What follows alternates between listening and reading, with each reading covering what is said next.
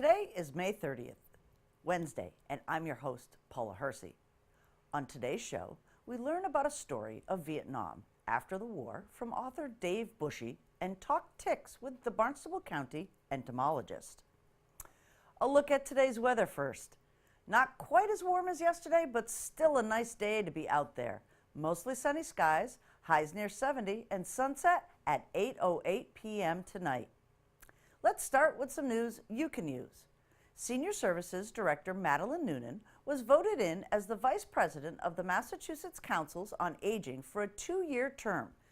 MCOA is the membership association of the 350 local councils on aging in the Commonwealth and serve as the principal statewide organization to support municipalities and other organizations that serve 1.7 million older adults age 60 plus throughout Massachusetts. The Massachusetts Municipal Association, Suffolk University, and the Cape Cod Managers Group partnered to offer a certificate program in local government leadership and management. This certificate program is designed for municipal employees interested in furthering their career in local government. The classes were held in the Barnstable Town Council hearing room 25 Fridays from September 2017 to May 2018. The courses were taught by Suffolk University faculty. Students from neighboring towns, Martha's Vineyard, and from across the bridge participated in this year's program. Congratulations are in order for 8 town of Barnstable employees who completed the program. Lieutenant Jean Challies, Barnstable Police Department, Samantha Garfield, Payroll Coordinator, Chris Ganella, Grounds Foreman, Janet Murphy, Assistant Town Clerk, Amber Patterson, Legal Assistant, Taryn Peterson, IT Application Developer and Analyst, Katie Service, Assistant Airport Manager, soon-to-be Airport Manager, and Dan Santos, DPW Director. We're proud of you. Job well done. What happened to the people who remained in the former South Vietnam after the war ended in April 1975? Few of us know. In his book, Dave Bushy tells the story of what happened in Vietnam after the war ended on April 30th, 1975. A true story about Quoc Pham, a South Vietnamese Navy officer, and Kim Quang, the woman who loved him. Dave Bushy, author of The World Looked Away, Vietnam After the War, tells a poignant and enduring story of perseverance, courage, and family. Here with me today is Dave Bushy, author of The World Looked Away, Vietnam After the War. Dave, welcome to the show. Well, thank you for having me. I appreciate it. So tell us a little bit about how this book got written and where this idea came from. It's an amazing story. Well, thank you. The book has its genesis at Massachusetts Maritime Academy, where my twin brother, was the ship's captain there. And one of the key people that worked for him is Vietnamese American. And one day, after a couple years working together, he related to my brother that he had escaped as a 9-year-old boy with the Vietnamese boat people in 1980. And my brother said, that story has to be told. Several years transpired and a lot of discussion, and my brother introduced me to Quoc Pham, the subject of the book, who's the father of the gentleman at Mass Maritime Academy. And when I met Quoc Pham, something clicked that I hadn't seen since the fall of Vietnam. When I looked in the eyes of Vietnam veterans, American Vietnam veterans, and I saw this search for meaning, this search for what happened to me, what happened to the country, what happened to the world afterwards. And I saw that look in his eyes, and I said, I want to be able to try to tell that story. And I spent 3.5 years with Quoc, mostly through FaceTime, iteration after iteration of editing, and it was powerful for me. It was one of those divine gifts that I'm glad I recognized it as such. So the book's premise is really about what happened after Vietnam. The world just looked away. We left and we didn't even think about it anymore. It was out of our vernacular. We weren't talking about it. And there were millions of people left with a country that wasn't there anymore. Exactly. If you put it in perspective, I don't argue whether we should have been in the war or we should not have been in the war. That can be debated by scholars. But there are people that actually were there, our Vietnam veterans. They served there, and they don't need to be involved in a debate about why or whether we should have been involved. Same for the South Vietnamese. Quoc Pham was just like our Vietnam veterans. He is a Vietnam veteran. He happens to be a Vietnamese Vietnam veteran, and now he's an American. He's been an American for a number of years. As the war ended, we were tired. We were spent as a society, and we moved away. We didn't purposely do that. It was really an error of omission, not an error of commission. And yet, that country closed down, and the North that took it over, they were like anyone else that wins a war. You don't want to be the loser in a war. And he was subjected to re-education. Re-education really was concentration camps. They were promised 10 days, and he escaped after 3 years, escaped to the streets of Saigon with his wife's help. Back at home, his wife was going through bank accounts confiscated, devaluation of the money, rationing, which happens after any war. There's a depression. She was evicted from her apartment, the apartment that they owned, and had to go live with her family. There were 15 people living in one place. They didn't have enough food, and yet she made her way to the concentration camps, to the re-education camps, to help him. She would take 2 days to get to the camp, to bring him food. This is a woman that weighed maybe 80 pounds, and she was carrying 30 and 40 pounds of food and doing anything she could to barter to get rice for him. He started out the camps 115 pounds. He came out weighing 80 pounds. Oh, goodness. And he would eat anything that you could find. There's a description of eating a scorpion in there. I had to research that, but I had to look in his eyes and feel what he felt when he had to do those things. So, you know, I don't think a lot of people understand what the boat people, what that actual journey was for some of these folks. There was a lot of them that came into Laos and obviously into this country, but that journey unto itself, what courage. It was remarkable courage, and that was what tapped my brother's imagination. My brother was captain of a 600-foot ship.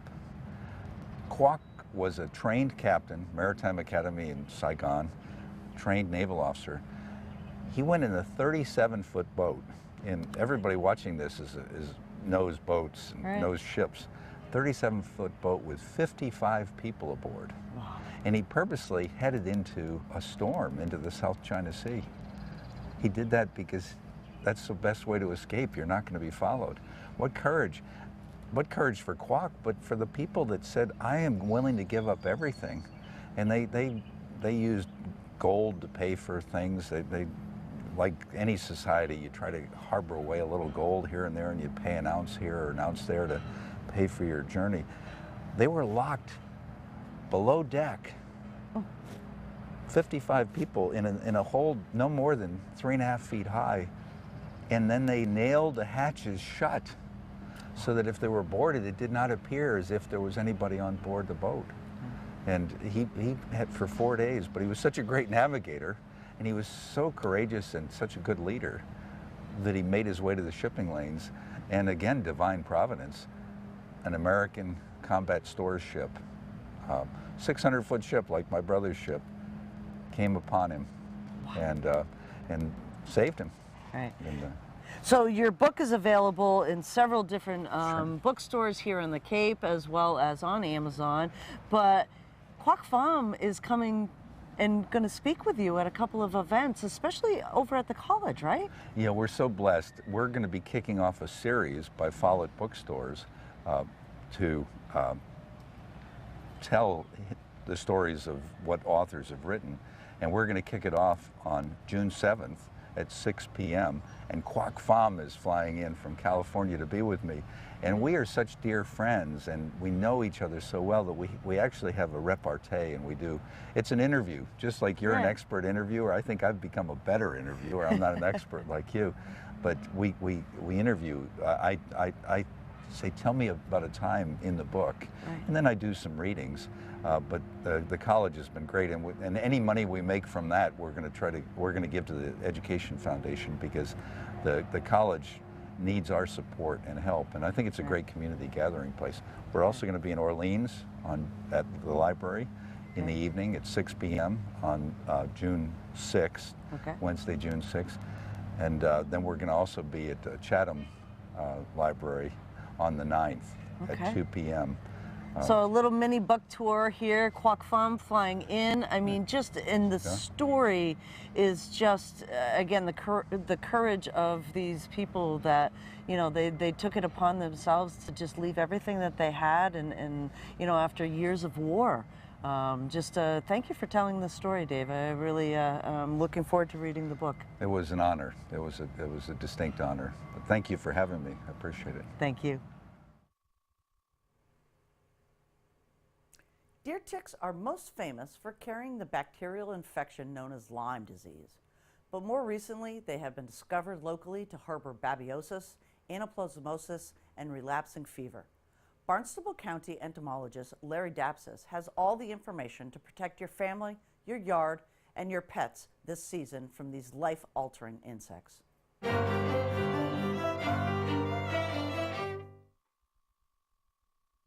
We're out in the field, literally today, with Larry Dapsis, County Extension entomologist. Larry, it is tick season and they are exploding everywhere this year. Lots of rain brought them out. Well, tick season actually started January 1st, and it's going to go till December 31st and pick up again January 1st. But you're right, with all the rain that we've had recently, that just creates the environmental conditions that ticks can be in places you wouldn't normally find them, and they're active for longer periods of time. So it increases the chances that you're going to bump into one of these little landmines. So you have a couple of those little landmines with you today, and they're minuscule, really small. Well, these are adult stage ticks that I picked up in about 60 seconds of dragging a piece of white flannel on the ground. So I've got 2 adult males and 2 adult females, and you can see they're about the size of a sesame seed. But we're in a transition stage right now, because what's about to start coming out are the nymph stage of this tick. Oh my gosh, you can't really even see them. They're extremely small, like a grain of sand. They're the size of a poppy seed, and they'll be with us about now until early August. And the significance of this is that it's so small, it can elude a tick check. So this stage is responsible for 85% of all tick-borne diseases. So those little things bite. They do. They have 8 legs, an attitude, and can put you on your behind in a heartbeat. Wow. So there's some things out there that folks really have to be aware of to protect themselves, their families, their pets. Sure. Let's talk about those today. Sure. Well, the other thing is that the headline here, it's not just about Lyme disease anymore. We're up to 5 different pathogens that this particular species of tick can vector and make you sick. And last year in our surveillance work, we found 13% of the ticks on Cape Cod were co-infected, meaning they're carrying 2, 3, or even 4 pathogens. And those are some of those real scary big words, powassan and babesiosis, right? Yeah, all of them. So they're all quite serious and can be serious. So let's talk about the 3 Ps. Right. The way we run this program is protect yourself, protect your yard, and protect your pets. So first and foremost, for self-protection, I talk about repellents as a first-line defense. Right. So we've got the standard products that people are familiar with, things like DEET, 30% DEET, but that's for exposed skin. Okay. So the tick won't bite you where that DEET is, but it might just keep marching along until it finds a place where there's no DEET. Right. For me, the top repellent on the books contains the active ingredient permethrin. And this is for treating clothing and footwear. And what I found in my research on this is that if a tick is exposed for 60 seconds, it's guaranteed to die in about 10 minutes. Wow. So it works like a charm. So you treat your footwear about every 4 weeks, and if you treat your clothing, it'll keep its activity through 6 washings or 45 days. Or you can get pre-treated clothing from a company, principally Insect Shield, and 70 washings claim, the life of the garment. Wow. And since I've been starting this regimen 7 years ago now, I've not received a single tick bite. And I went out looking for them. Right. So I think so say the name again. It's permethrin. Permethrin is the active ingredient, so you have a number of brands. So this one happens to be Sawyer. Right. This is Ben's. You can get it now all the major garden centers on the Cape and some of the box stores like Home Depot. But and the safety margin on this product is huge. This is the active ingredient that you would slather on an infant for scabies mite at a much higher concentration. So chemically, it's the perfect chemical for our particular application. Okay. And then we talk about the yard as well. So, people are out there, we've got gorgeous weather, starting to really get out there and do that yard work. Exactly. And those ticks live in your yard whether you have manicured grass or Sure. not, right? We don't have to go into that tree line over there to get ticks. In fact, surveillance research in Connecticut showed that 2/3 of the people that submitted ticks for identification and testing got them from their own backyard. So ticks and gardening go hand in hand. Right. So as a 1-2 punch, besides the treated clothing and footwear, I recommend a perimeter yard spray. There are commercial companies that use a product like permethrin, Talstar. And so on our website, we've got the timings and of when you would put those 2 spring sprays on, mid-May, mid-June, and that'll cover that nymph stage window of activity. Right, the ones that you can't see that really literally will bite and you never even knew that you get bit. Yeah, so you need to do tick checks anyway, and the places you would look is where your clothing becomes restrictive, so like behind your knees, your pelvic area, your armpit, your hairline around your neck. That's where you're most likely to find the ticks. Okay. Having been bit and having had Lyme disease, I think perhaps maybe from our dogs, pick up ticks all the time. We've got a couple of products here, the Advantix collars for dogs. But sure. There's a number of topicals like Canine Advantix 2. You have to pay attention to what products you can use on a dog versus a cat. This one you cannot use on cats. They're sensitive to permethrin. But the monthly topicals, some people find they get old after a while. Did I do it? Do I feel like doing it? And a company came out with a collar a few years ago called Seresto with an S. You put that on your animal, you get 8 months of continuous flea and tick control. So the pets are covered, in fact, in some ways better than people because there's a vaccine available for dogs for Lyme disease. Correct. Yep.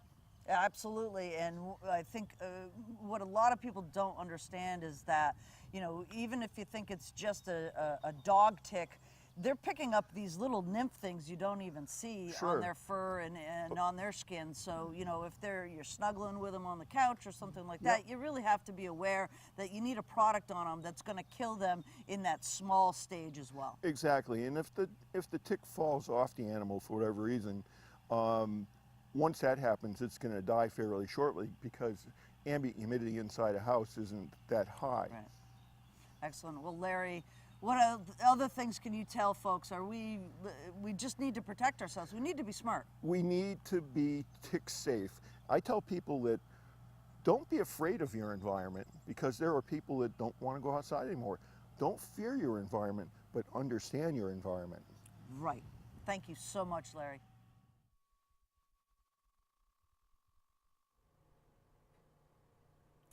Here's a look at some upcoming events on the community calendar. A talk with the artist Adam Howard is scheduled for Thursday, May 31st at 5:30 p.m. at the Centerville Library, Main Street, Centerville. Adam Howard has worked as a visual effects artist and supervisor for 38 years in Australia, the U.S., and around the world. He was a senior artist at George Lucas's acclaimed visual effects company, Industrial Light and Magic, for 4 years and has worked on over 137 movies. Adam now is the director of a digital studio at the Cultural Center in South Yarmouth. Adam will discuss the marriage of art and science in feature film and television visual effects. He has a demo reel to play, which is about 9 minutes long, which highlights 21 of the feature film projects he has worked on over the years, including Titanic, Armageddon, Star Wars Episode 3, Revenge of the Sith, Star Trek First Contact, Seabiscuit, Master and Commander, The Far Side of the World, Nightmare Before Christmas, Cliffhanger, and many more. And on June 2nd, help the Cape Cod Baseball League kick off their 2018 season at Cape Cod Beer. Free admission and family friendly. All 10 teams will be represented, including the Hyannis Harbor Hawks and the Katuitt Kettleers. Donations to help with the 2018 season and beyond happily accepted. Meet players, enjoy live music, food trucks, browse merchandise row with gear from all the Cape Cod League teams. Our quote today, in honor of this beautiful weather: I wonder what it would be like to live in a world where it was always June. Anne Shirley in Anne of the Island by L.M. Montgomery. I'm Paula Hersey, and thank you for watching Barnstable Today.